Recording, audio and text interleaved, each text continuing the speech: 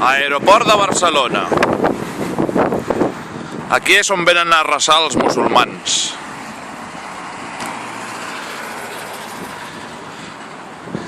Aquí és on els mitjans de comunicació van vindre i van fer fotos això que ràpidament ho van tapar. El problema és que ells agafen cartrons per posar-los al terra i resar aquí en aquesta zona. I aquests armaris és on està el gas de la cuina. I aquí ho posa ben clar.